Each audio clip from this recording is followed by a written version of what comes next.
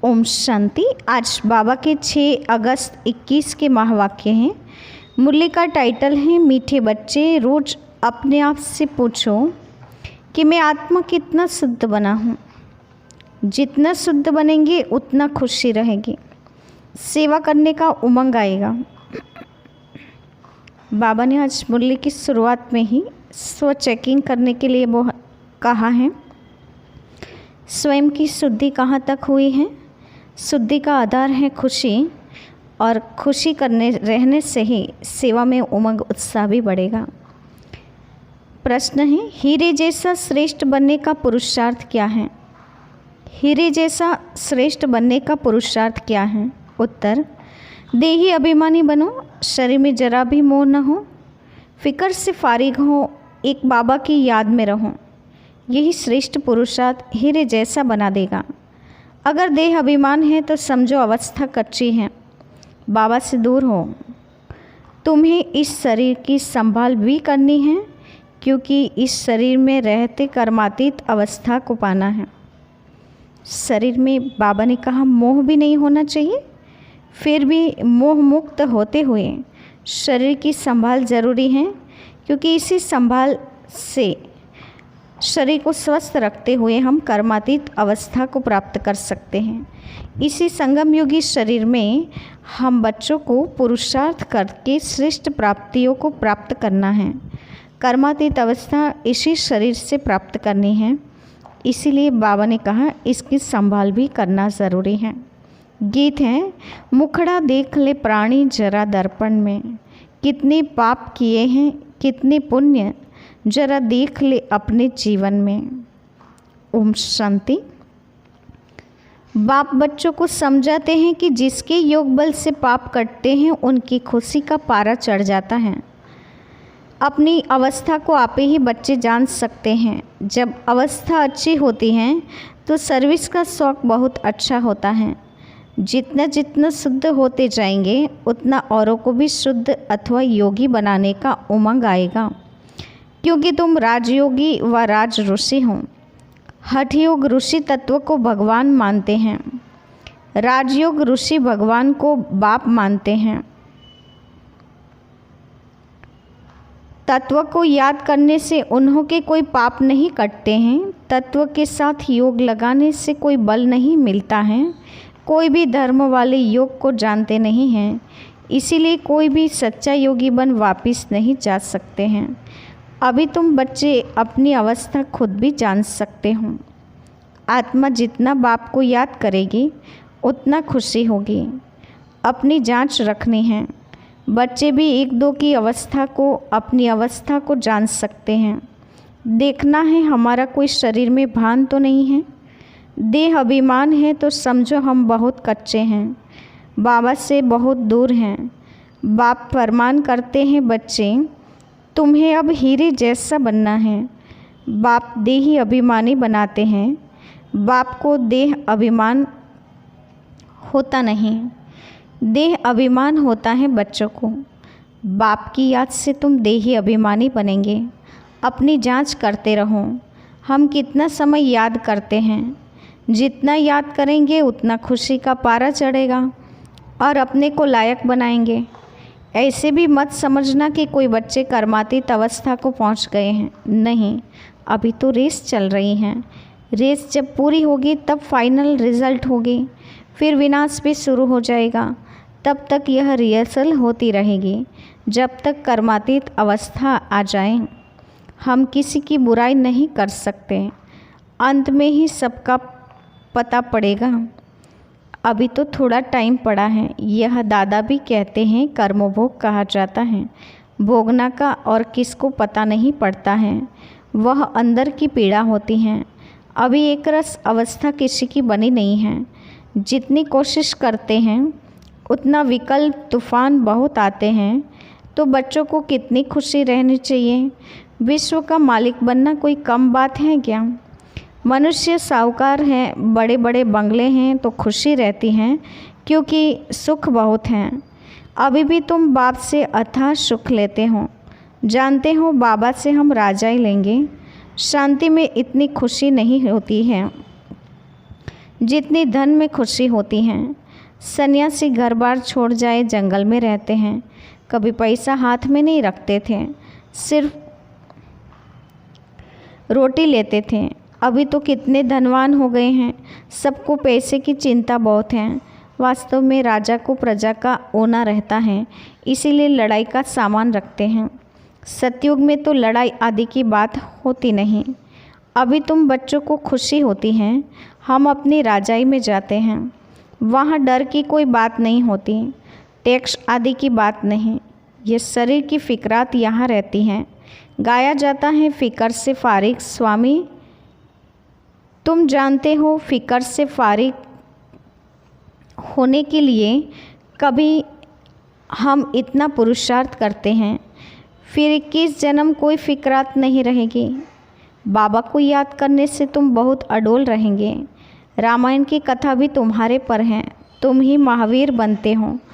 आत्मा कहती है हमको रावण हिला नहीं सकता, वह अवस्था पिछाड़ी को आएगी। अभी तो कोई भी हिल नहीं जाएंगे, फिक्रात रहेगी। जब विश्व में लड़ाई लगेगी तब समझेंगे अब टाइम आ गया है। जितना बाप को याद करने का पुरुषार्थ करेंगे उतना फ़ायदा होगा। पुरुषार्थ करने का अभी ही समय है, फिर तो विनाश की धूमधाम होगी। अभी तो शरीर में भी मोह रहता है ना। बाबा खुद कहते हैं शरीर की संभाल रखो, अंतिम शरीर है, इसमें ही पुरुषार्थ कर कर्मातीत अवस्था को पाना है। जीते रहेंगे, बाप को याद करते रहेंगे। बाप समझाते हैं बच्चे जीते रहो, जितना जिएंगे उतना बाप को याद कर उच्च वर्षा लेंगे।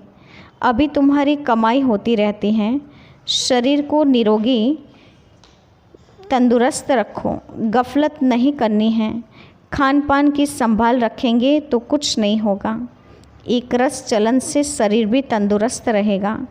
यह अमूल्य तन है, इसमें पुरुषार्थ कर देवी देवता बनते हो तो बलिहारी इस समय की हैं। खुशी रहनी चाहिए।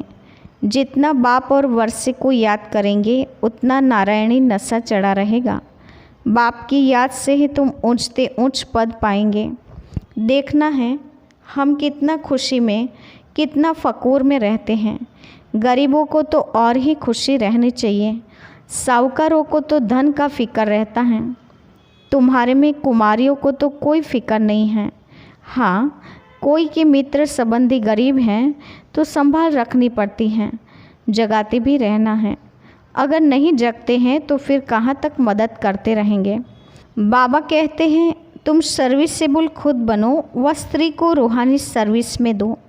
तुम हो बाबा के मददगार। मदद तो सबको चाहिए ना।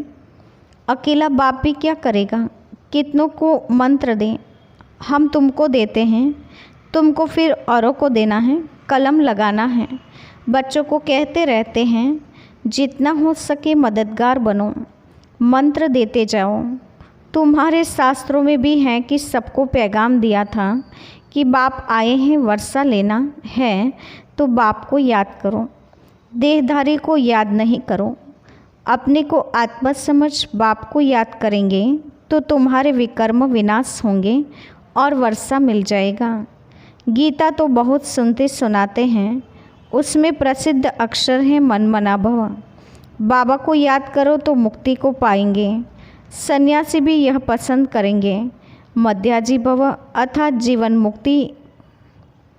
बच्चे बाप के बनते हैं तो बाप कहते हैं बच्चे तुम्हारी आत्मा पतित हैं, अब पतित तो चल नहीं सकेंगे। यह समझने की बातें हैं। तुम भारतवासी सतोप्रधान थे, तमोप्रधान बने, अब फिर सतोप्रधान बनना है तो बाप कहते हैं पुरुषार्थ करो तो ऊंच पद मिलेगा। भक्ति तो जन्म जन्मांतर करते आए हो। तुम जानते हो पहले पहले अव्यभिचारी भक्ति शुरू हुई, अभी कितनी व्यभिचारी भक्ति हैं। शरीरों की भी पूजा होती है, वह है भूत पूजा। देवताएं फिर भी पवित्र हैं, परंतु इस समय तो सब तमोप्रधान ही हैं, तो पूजा भी तमोप्रधान होती जाती है। अभी बाप को याद करना है, भक्ति का अक्षर कोई नहीं बोलना है। हाय राम, यह भी भक्ति का अक्षर है। ऐसे कोई पुकार नहीं करनी है। इसमें कुछ भी उच्चारण करने की बात नहीं होती। ओम शांति भी घड़ी घड़ी नहीं कहना है। शांति माना अहम आत्मा शांत स्वरूप है, सो तो है ही, इसमें बोलने की बात नहीं रहती। दूसरे कोई मनुष्य को कहेंगे ओम शांति, वह तो अर्थ जरा भी नहीं समझेंगे। वो लोग तो ओम की बड़ी बड़ी महिमा करते हैं, तुम तो अर्थ समझते हो कि ओम शांति कहना भी फालतू है। हाँ, एक दो से ऐसे पूछ सकते हो, शिव बाबा की याद में हो? जैसे हम भी बच्ची से पूछता हूँ, यह किसका श्रृंगार करती हूँ? बोलती हैं शिव बाबा का रथ का। यह शिव बाबा का रथ है ना, जैसे हुसैन का रथ होता है ना। घोड़े को श्रृंगार करते हैं, घोड़े का अर्थ नहीं समझते। धर्म स्थापन करने वाले जो आते हैं उनकी आत्माएं पवित्र होती हैं। पुरानी पतित आत्मा धर्म स्थापन कर न सके। तुम धर्म स्थापन नहीं करते हो, शिव बाबा तुम्हारे द्वारा कराते हैं, तुमको पवित्र बनाते हैं। वो लोग भक्ति मार्ग में बहुत श्रृंगार आदि करते हैं, यह श्रृंगार पसंद नहीं करते। बाप कितना निरंकारी हैं, खुद कहते हैं हम बहुत जन्मों के अंत के भी अंत में आता हूँ। पहले सतयुग में होगा श्री नारायण, श्री लक्ष्मी से भी पहले श्री नारायण आएगा, वह तो बड़ा होगा ना। इसलिए कृष्ण का नाम गाया हुआ है। नारायण से भी कृष्ण की महिमा जास्ती करते हैं। कृष्ण की ही जन्माष्टमी मनाते हैं, नारायण का बर्थडे नहीं मनाते। यह कोई नहीं जानते कि कृष्ण सो नारायण, नाम तो बचपन का ही चलेगा। फलाने जन्म लिया, उसका बर्थडे मनाते हैं, इसीलिए कृष्ण का ही मनाते हैं, नारायण का किसको पता नहीं है। पहले पहले शिव जयंती, फिर है कृष्ण जयंती, फिर राम की जयंती। शिव के साथ साथ गीता का भी जन्म होता है। शिव बाबा आते ही हैं बहुत जन्मों के अंत के जन्म में। बुजुर्ग रथ में ही आते हैं, कितना अच्छा समझाया हुआ है तो भी किसकी बुद्धि में नहीं आता। बाप कहते हैं यह ज्ञान प्रायः लोप हो जाता है, जब मैं आकर सुनाऊँ तब तुम भी सुना सकते हो। अभी तुम बच्चे जानते हो हम मनुष्य में एक्यूरेट यह देवी देवता बनेंगे। बाबा ने 2-3 प्रकार के साक्षात्कार किए थे। यह बनूंगा, ताज वाला बनूंगा, पगड़ी वाला बनूंगा। 2-4 राजाई के जन्मों का साक्षात्कार किया था। अभी तुम समझ सकते हो। इन बातों को दुनिया में और कोई समझ नहीं सकते। हाँ, इतना समझते हैं, अच्छा कर्म करेंगे तो अच्छा जन्म मिलेगा। अभी तुम पुरुषार्थ ही भविष्य के लिए कर रहे हो, नर से नारायण बनने का। तुम जानते हो हम यह पद पाएंगे, यह खुशी जास्ती उनको रहेगी जो कर्मातीत अवस्था को पाने का पुरुषार्थ करते रहते होंगे। कहते हैं बाबा हम तो मम्मा बाबा को फॉलो करेंगे, तब तो तख्त पर बैठ सकेंगे। यह भी समझ की बातें हैं। कितनी हम सर्विस करते हैं और कितना हम खुशी में रहते हैं। खुद खुशी में रहेंगे तो दूसरों को भी खुशी में लाएंगे। अंदर कोई खराबी होगी तो दिल खाती रहेगी। कोई आकर कहते हैं बाबा हमारे में क्रोध है, यह भूत हैं हमारे में। फिक्र की बात हुई ना, भूत को रहने नहीं देना चाहिए। क्रोध क्यों करें, प्यार से समझाना होता है। बाबा कोई पर क्रोध थोड़ी करेंगे। शिव बाबा की महिमा है ना, बहुत फालतू झूठी महिमा भी करते हैं। मैं करता क्या हूँ? मुझे कहते हैं आकर पतित से पावन बनाओ, जैसे डॉक्टर को कहते हैं हमारी बीमारी दूर करो। वह दवाई दे इंजेक्शन लगाते हैं, सो तो उनका काम ही है, बड़ी बात थोड़ी ही है। पढ़ते ही हैं सर्विस के लिए, जास्ती पढ़ते हैं तो जास्ती कमाई करते हैं।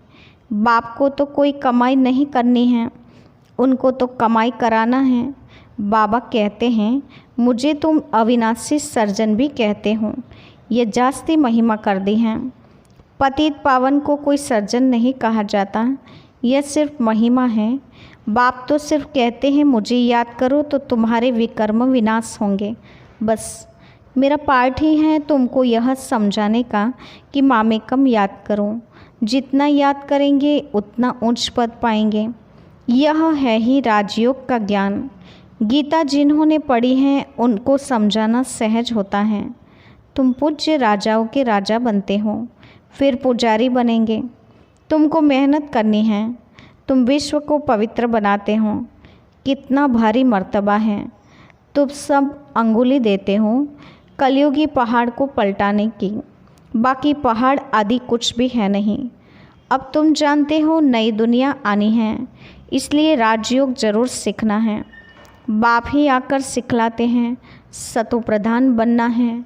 जो कल्प पहले बने होंगे उनको समझाने से जचेगा। बात तो ठीक कहते हैं। बरोबर बाप ने कहा था, मन मना भव। अक्षर संस्कृत हैं। बाप तो हिंदी में कहते हैं, मुझे याद करो। अभी तुम समझते हो हम कितने उच्च कर्म वाले थे। तब तो गायन है 16 कला संपूर्ण निर्विकारी। अब फिर वापस ऐसा बनना है। अपने को देखना है। कहाँ तक हम सतोप्रधान बने हैं, पावन बने हैं। कहाँ तक नरकवासियों को स्वर्गवासी बनाने की सेवा करते हैं। अच्छा, मीठी मीठी सिकिलदे बच्चों के प्रति माता पिता बाप दादा का याद प्यार और गुड मॉर्निंग। रूहानी बाप की रूहानी बच्चों को नमस्ते। हम रूहानी बच्चों की रूहानी माता पिता बाप दादा को याद प्यार और नमस्ते।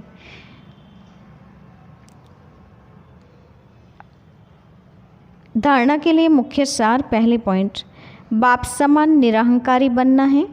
इस शरीर की संभाल करते हुए शिव बाबा को भी याद करना है।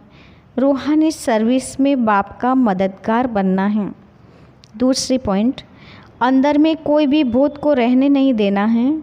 कभी किसी पर क्रोध नहीं करना है। सबसे बहुत प्यार से चलना है। माता पिता को फॉलो कर तख्त नशीन बनना है। आज का वरदान है, सहन शक्ति की विशेषता द्वारा दूसरे के संस्कारों को परिवर्तन करने वाले दृढ़ संकल्पधारी भव। सहन शक्ति की विशेषता द्वारा दूसरे के संस्कारों को परिवर्तन करने वाले दृढ़ संकल्पधारी भव। वरदान का विस्तार है, जैसे ब्रह्मा बाप ने ज्ञानी और अज्ञानी आत्माओं द्वारा इंसल्ट सहन कर उससे परिवर्तन किया, तो फॉलो फादर करो। इसके लिए अपने संकल्पों में सिर्फ दृढ़ता को धारण करो। यह नहीं सोचो कि कहाँ तक होगा। सिर्फ थोड़ा पहले लगता है कैसे होगा, कहाँ तक सहन करेंगे। लेकिन अगर आपके लिए कोई कुछ बोलता भी है तो आप चुप रहो, सहन कर लो, तो वह भी बदल जाएगा। सिर्फ दिल शिकस्त नहीं बनो। स्लोगन है, संगम पर सहन कर लेना, झुक जाना, यह सबसे बड़ी महानता है। संगम पर सहन कर लेना, झुक जाना, यही सबसे बड़ी महानता है। अच्छा, ओम शांति।